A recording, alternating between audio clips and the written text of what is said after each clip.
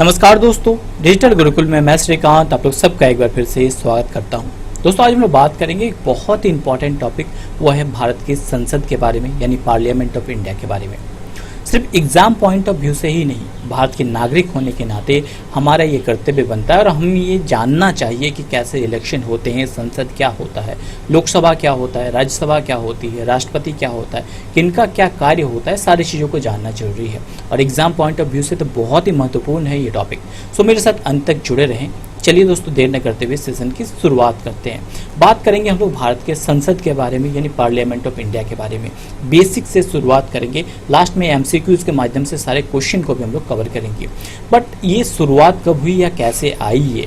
भारत के संविधान में संसदीय प्रणाली जो है वो ब्रिटिश संविधान से ली गई है। और ये संसद बना किससे है, यानी कंसिस्ट ऑफ। भारत की संसद को समझने के लिए ये समझना जरूरी है कि भारत की संसद बनी किससे होती है, यानी भारत के संसद कहते किसको हैं। लोकसभा, राज्यसभा और राष्ट्रपति, ये तीनों का मिलके ही भारत का संसद बनता है। ये डायरेक्टली प्रश्न पूछा जाता है कि भारत की संसद कंसिस्ट ऑफ, यानी Indian parliament is consist of क्या होती है? लोकसभा, राज्यसभा और राष्ट्रपति, तीनों को मिलकर भारत की संसद बनती है। बहुत सारे लोग कंफ्यूज होते हैं कि ये लोकसभा और राज्यसभा ये दोनों हाउसेज है और राष्ट्रपति एक व्यक्ति है, कैसे ये हो सकता है? पर रियलिटी में यही है कि भारत की संसद लोकसभा, राज्यसभा और राष्ट्रपति को मिलकर बनी होती है। लोकसभा और राज्यसभा ये दोनों हाउसेज है, दो हाउस है और एक व्यक्ति है, तीन को मिलकर भारत की संसद बनती है। सारे टॉपिक अपने आप में बहुत ही महत्वपूर्ण है। ऑलरेडी हम लोगों ने राष्ट्रपति को बारे में डिटेल में डिस्कस किया और एक वीडियो बनाया है जिसमें सारे इंपॉर्टेंट क्वेश्चन राष्ट्रपति से जुड़े हम लोग कवर किए हैं कि राष्ट्रपति का कार्यकाल कितने दिनों का होता है, वेतन कितने दिनों का होता है, कैसे उन्हें चुना जाता है, क्या प्रक्रिया होती है, महाभियोग क्या होता है, कैसे हटाया जाता है, कितनी एज लिमिट होनी चाहिए और आज तक क्या क्या इंपॉर्टेंट फैक्ट या चीज़ें हमको याद में रखनी है। अगर आप लोग चाहते हैं तो उसका वीडियो आपको नीचे डिस्क्रिप्शन बॉक्स में मिल जाएगा, आप उसे देख लीजिए। अच्छी तरह से मैंने समझाया, आपके राष्ट्रपति पूरी अच्छी तरह से क्लियर हो जाएगी। आज हम लोग कवर करने की कोशिश करेंगे लोकसभा के बारे में।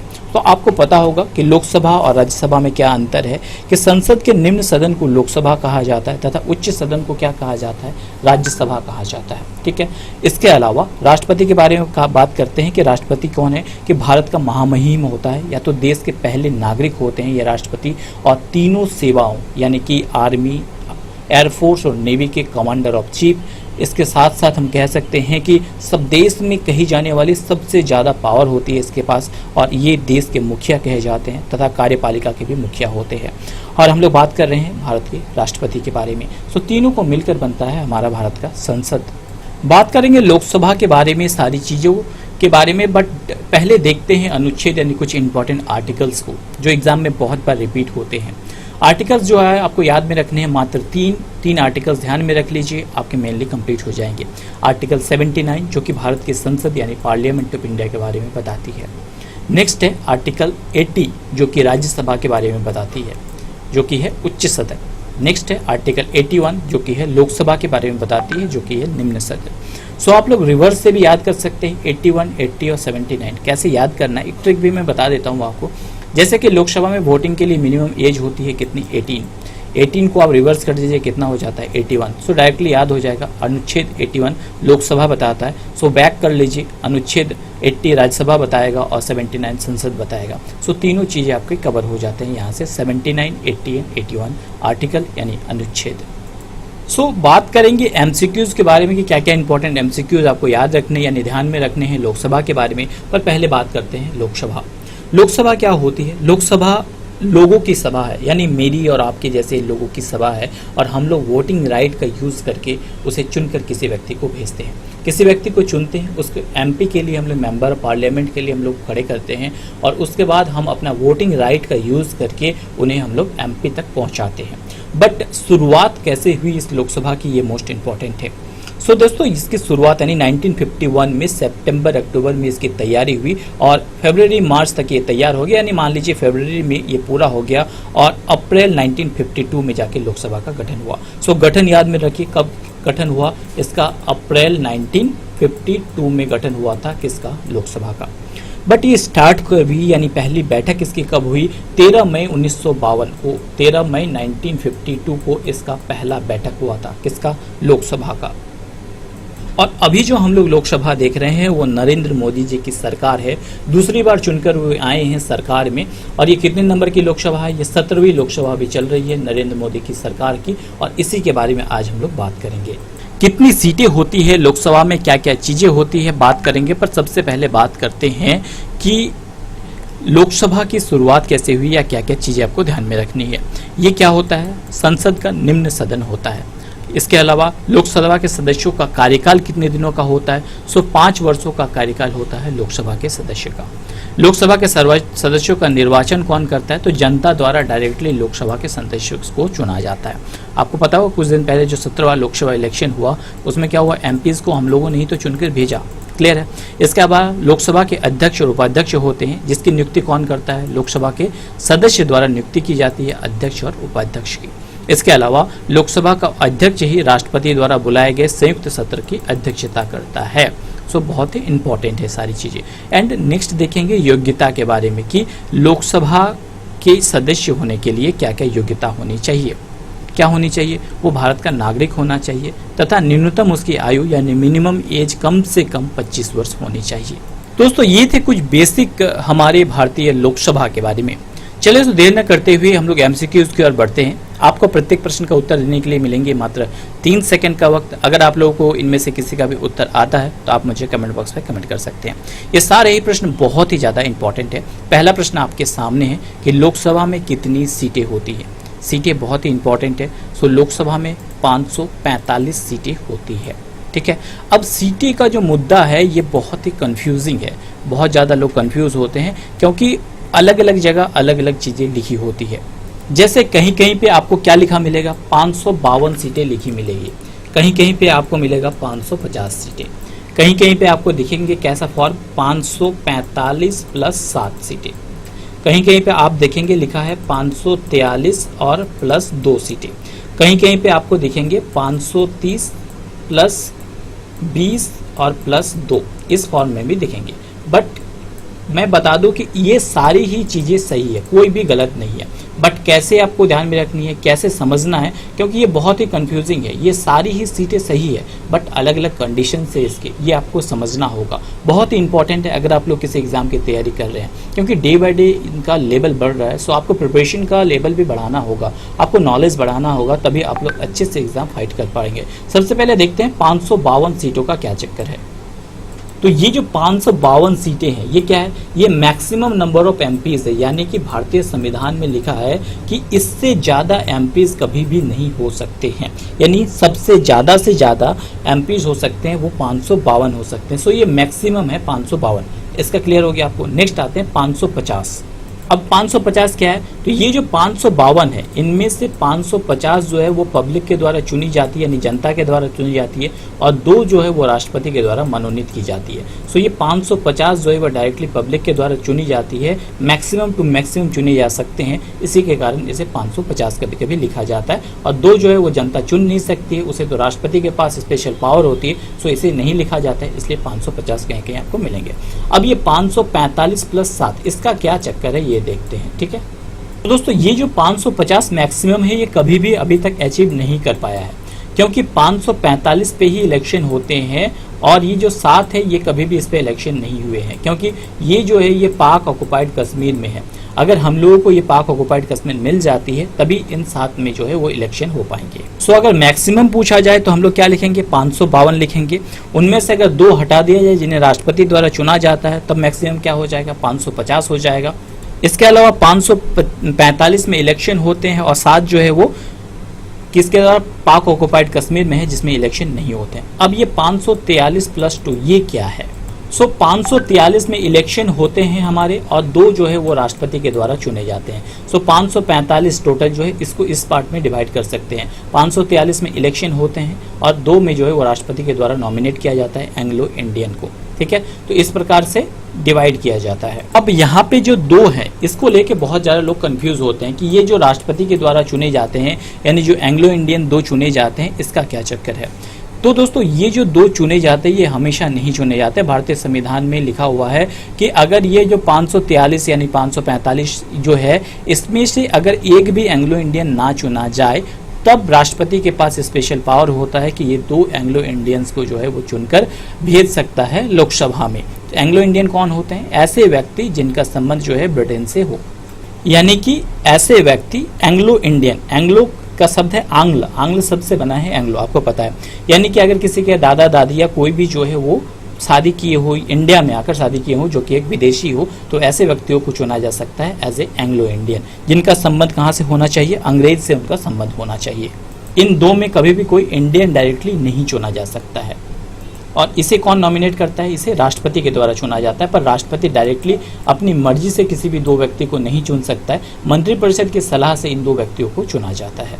चलिए अगले प्रश्न की ओर बढ़ते हैं कि लोकसभा को अन्य किस नाम से जाना जाता है? तो सही उत्तर है, लोकसभा को हम लोग किस नाम से जानते हैं? निम्न सदन के नाम से जानते हैं, अस्थायी सदन के नाम से जानते हैं, या तो लोकप्रिय सदन के नाम से जानते हैं। यानी सही उत्तर होगा यह सभी। लोकसभा को निम्न सदन, अस्थायी सदन या लोकप्रिय सदन, इन तीनों नाम से ही जाना जाता है। अगला प्रश्न आपके लिए बहुत इजी हो सकता है। थोड़ी देर पहले मैंने बताया भी कि लोकसभा का वर्णन किस अनुच्छेद यानी भारतीय संविधान के किस आर्टिकल में किया गया है? तो सही उत्तर होगा कि लोकसभा का वर्णन हमारे भारतीय संविधान के आर्टिकल 81 में किया गया है। थोड़ी देर पहले मैंने बताया आपको कि लोकसभा का वर्णन है आर्टिकल 81 में, जिससे कि आप लोग 18 साल मिनिमम एज है उसको उल्टा करके कर सकते हैं आर्टिकल 81। राज्यसभा का वर्णन है आर्टिकल किसमें? 80 में, जबकि भारतीय संसद का वर्णन है आर्टिकल 79 में। ये तीनों तो आपको याद हो जाते हैं। बट दोस्तों थोड़ा सा टफ एग्जाम हो रहा है और एग्जाम में पूछा जा रहा है, जैसे कि थोड़ा सा आप लोग हायर एग्जाम दे रहे हैं तो उनमें पूछा जा सकता है कि ये जो मैंने थोड़ी देर पहले एंग्लो इंडियन के बारे में बताया कि दो एंग्लो इंडियन को राष्ट्रपति के द्वारा मनोनीत किया जाता है, सो इसके बारे में वर्णन भारतीय संविधान के किस आर्टिकल में है? सो इसके बारे में आर्टिकल 81 में कोई वर्णन नहीं है। इसके लिए दो आर्टिकल आपको ध्यान में रखने हैं। एक तो आर्टिकल कौन सा? 331, और दूसरा कौन सा आर्टिकल ध्यान में रखना है? आर्टिकल 366। ठीक है, आर्टिकल 331 में सीट्स के बारे में लिखा है कि दो एंग्लो इंडियन को चुन सकता है, किसके द्वारा? राष्ट्रपति के द्वारा मनोनीत की जा सकती है। और आर्टिकल 66 में लिखा गया है परिभाषा, यानी एंग्लो इंडियन किसे कहा जाएगा, इसकी परिभाषा में लिखा गया है कि मूल रूप से जो है इंडियन है, इसे परिभाषा के बारे में लिखा रहा है। यानी कि एंग्लो इंडियन किसे कहेंगे? जिसके फादर या मदर, ठीक है, जिसके फादर या जिसके ग्रैंडफादर, जिसके पिताजी या दादा अंग्रेज रहे हो या मूल रूप से इंडियन हो और माँ मूल रूप से इंडियन हो, उसे ही हम लोग एंग्लो इंडियन कहेंगे। और इसके बारे में आर्टिकल 366 में लिखा है, जबकि सीट्स के बारे में आर्टिकल 331 में लिखा है। तो ये भी आपको ध्यान में रखने हैं। इसके अलावा लोकसभा के बारे में आर्टिकल 81, राज्यसभा के बारे में आर्टिकल 80 और भारतीय संसद के बारे में आर्टिकल 79 में लिखा है। सो अगला प्रश्न अगर आपसे पूछा जाए कि लोकसभा सदस्य बनने के लिए क्या योग्यताएं होनी चाहिए, तो सही उत्तर है कि योग्यता क्या होनी चाहिए कि मिनिमम उसकी एज 25 साल होनी चाहिए, वो भारत का नागरिक होना चाहिए, इसके अलावा किसी लाभ के पद पर नहीं होना चाहिए। ये 3 क्राइटेरियाज होनी चाहिए एज ए लोकसभा सदस्य। एज लिमिट के बारे में ध्यान में रखिए, 25 साल मिनिमम वो पूरा कर लेना चाहिए। अगर लोकसभा की जगह राज्यसभा लिखा रहता तो ये एज बढ़ के हो जाता 30 साल। ये आपको ध्यान में रखना है, दोनों में कंपेरिजन करके याद रखिएगा तो ईजिली आप याद रख सकते हैं। 25 साल लोकसभा, जबकि राज्यसभा के लिए हो जाती है 30 साल। अगला प्रश्न है कि लोकसभा का कार्यकाल कितने वर्षों का होता है, तो सही उत्तर है लोकसभा का कार्यकाल होता है 5 वर्षों का। जैसे थोड़ी देर पहले 5 साल पूरे हुए थे मोदी सरकार के, फिर से लोकसभा इलेक्शन हुए, फिर से मोदी सरकार में आई, तो 5 साल का कार्यकाल होता है लोकसभा का। उसके बाद लोकसभा भंग हो जाती है और फिर से इलेक्शन होता है। सो एक और कंडीशन है कि राष्ट्रपति आपातकाल के दौरान लोकसभा के कार्यकाल को एक बार में कितने वर्षों के लिए बढ़ा सकता है। यानी कि सपोज कीजिए किसी आपातकाल हो जाए और 5 साल पूरा हो जाए, फिर भी क्या एक्सटेंशन हो सकती है या उस आपातकाल के दौरान ही कोई ना कोई उपाय निकाला जाएगा। सो राष्ट्रपति के पास ये स्पेशल पावर होती है कि राष्ट्रपति आपातकाल के दौरान लोकसभा को जो है वो 1 वर्षों के लिए एक्सटेंड कर सकता है। ठीक है, तो याद रखिए 1 वर्षों के लिए एक्सटेंशन किया जा सकता है। राष्ट्रपति आपातकाल के दौरान लोकसभा के कार्यालय को 1 साल के लिए एक्सटेंड किया जा सकता है। अगला प्रश्न है कि 42वें संविधान संशोधन के तहत 1976 में लोकसभा का कार्यकाल बढ़ाकर कितने वर्षों का कर दिया गया था, तो सही उत्तर है कि 42वें संविधान संशोधन के तहत बढ़ाकर कर दिया गया 5 साल से 6 साल कर दिया गया था। ठीक है, इसके बाद अगला प्रश्न वही बनेगा आपको जो ध्यान में है कि सर अभी तो 5 साल है पर बढ़ा के कर दिया गया क्या, तो 42वें संविधान संशोधन में 6 साल किया गया था। फिर बाद में जब 44वां संविधान संशोधन हुआ 1978 में, तो लोकसभा का कार्यकाल को फिर से घटाकर कर दिया गया कितना, 5 वर्ष। तो दोनों ध्यान में रखिए, 42वें संविधान संशोधन में बढ़ाया गया, फिर से 44वें संविधान संशोधन में घटा के अगेन 5 वर्ष कर दिया गया। अगला प्रश्न मैंने थोड़ी देर पहले आपको बताया कि लोकसभा अध्यक्ष का चयन किसके द्वारा किया जाता है। तो लोकसभा अध्यक्ष का चयन किया जाता है लोकसभा के सदस्यों के द्वारा ही। और हमारे प्रथम लोकसभा अध्यक्ष कौन थे? जीबी मावलंकर। याद रखिए, जीबी मावलंकर हमारे प्रथम लोकसभा अध्यक्ष थे। अभी हमारे लोकसभा अध्यक्ष कौन है, साथ में कितने नंबर के लोकसभा अध्यक्ष है, ये आप मुझे कमेंट बॉक्स में कमेंट करेंगे। ठीक है, चलिए आगे बढ़ते हैं अगले प्रश्न की ओर कि किसी विधेयक को धन विधेयक कौन घोषित कर सकता है। तो सही उत्तर है, किसी विधेयक को या तो वो धन विधेयक है या नहीं है, उसे लोकसभा अध्यक्ष ही घोषित कर सकता है। ठीक है, अगला प्रश्न आपके सामने है कि लोकसभा अध्यक्ष त्यागपत्र किसे देता है, यानी अगर रेजिग्नेशन देना चाहे लोकसभा का अध्यक्ष तो वो किसे अपना रेजिग्नेशन देगा। तो सही उत्तर है, वो रेजिग्नेशन देगा लोकसभा उपाध्यक्ष को। बहुत सारे लोग राष्ट्रपति लिख देते हैं, पर यह गलत है। लोकसभा अध्यक्ष त्यागपत्र देता है लोकसभा उपाध्यक्ष को। चलिए आगे बढ़ते हैं। निम्नलिखित में से कौन सा अनुच्छेद लोकसभा में आरक्षण से संबंधित है। तो सही उत्तर है, आरक्षण से संबंधित है कौन सा, आर्टिकल 330। याद रखिए, अनुच्छेद 330 लोकसभा में आरक्षण से संबंधित है। चलिए अगले प्रश्न की ओर बढ़ते हैं। सरकार बनाने के लिए बहुमत कहां से प्राप्त करना होता है। तो सही उत्तर है, कोई भी जब सरकार बनाती है, आपको पता होगा अभी हमारी जो मोदी सरकार बनी तो कहां से बहुमत प्राप्त हुआ उसे, लोकसभा इलेक्शन हुए। लोकसभा इलेक्शन के बाद ही तो एमपी चुने गए, तब जाके एमपी का हेड यानी मुखिया कौन बने, श्री नरेंद्र मोदी जी। राज्य सरकार बनाने के लिए बहुमत प्राप्त होता है लोकसभा से। चलिए आगे बढ़ते हैं कि धन विधेयक, थोड़ी देर पहले मैंने बताया कि कोई भी विधेयक का कौन घोषित करता है, धन विधेयक है या कि नहीं, लोकसभा घोषित करता है। पर धन विधेयक पहले कहाँ पेश किया जाता है। तो सही उत्तर है, इसे पहले लोकसभा में पेश किया जाता है। चलिए अगले प्रश्न की ओर बढ़ते हैं कि सरकार के खिलाफ अविश्वास प्रस्ताव कहाँ लाया जाता है। अविश्वास प्रस्ताव के बारे में हम लोग बात करेंगे, पर पहले देखते हैं कि इसे लाया कहाँ जाता है। अविश्वास प्रस्ताव सरकार के खिलाफ लाया जाता है कहाँ पे, लोकसभा में। दोस्तों अविश्वास प्रस्ताव के बारे में बात करते हैं, ये किसके द्वारा पेश किया जाता है, ये विपक्ष के द्वारा पेश किया जाता है। विपक्ष द्वारा लोकसभा में सरकार को हराने या तो कमजोर करने की उम्मीद से इसे पेश किया जाता है।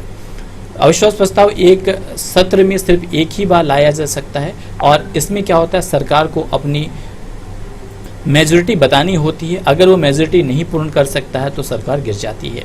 एक सदस्य लिखित में नोटिस देगा, 50 सदस्यों के लिए समर्थन के साथ वो नोटिस देगा, तभी अविश्वास प्रस्ताव विपक्ष के द्वारा जो है वो रखा जाता है, और केवल लोकसभा में ही अविश्वास प्रस्ताव रखा जाता है।